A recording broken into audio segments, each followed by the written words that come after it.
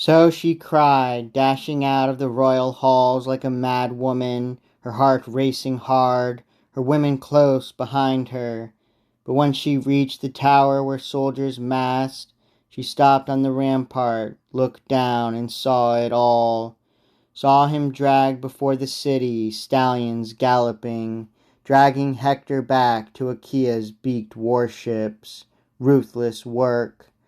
The world went black as night before her eyes. She fainted, falling backward, gasping away her life breath.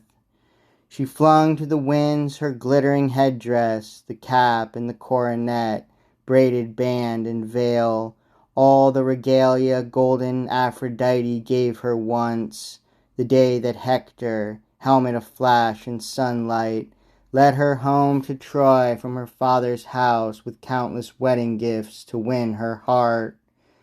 But crowding round her now, her husband's sisters and brothers' wives supported her in their midst, and she, terrified, stunned to the point of death, struggling for breath now and coming back to life, burst out in grief among the Trojan women.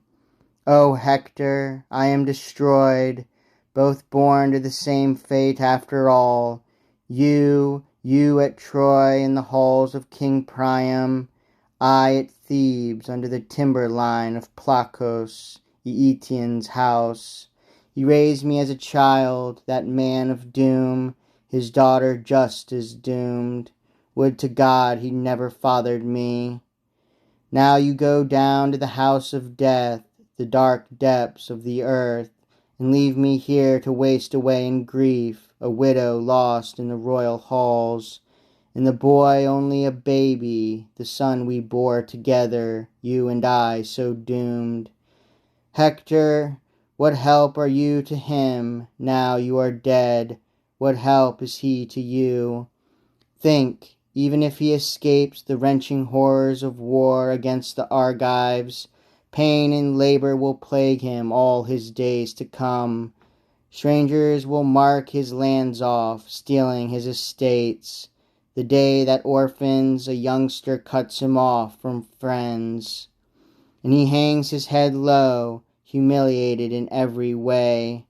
His cheeks stained with tears and pressed by hunger, the boy goes up to his father's old companions, tugging at one man's cloak, another's tunic, and some will pity him true, and one will give him a little cup to drink, enough to wet his lips, not quench his thirst. But then some bully with both his parents living beats him from the banquet, fists and abuses flying. "You, get out, you've got no father feasting with us here."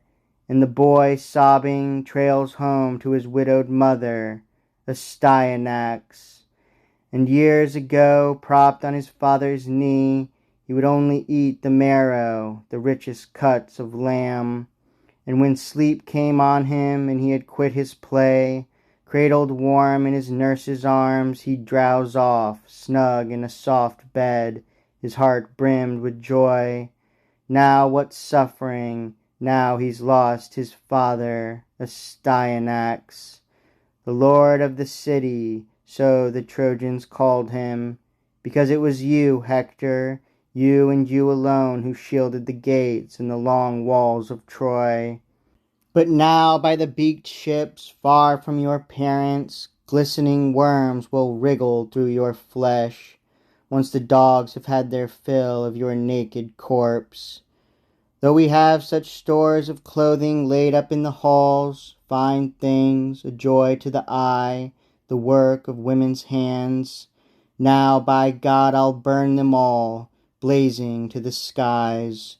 No use to you now, they'll never shroud your body, but they will be your glory, burned by the Trojan men and women in your honor. Her voice rang out in tears, and the women wailed in answer.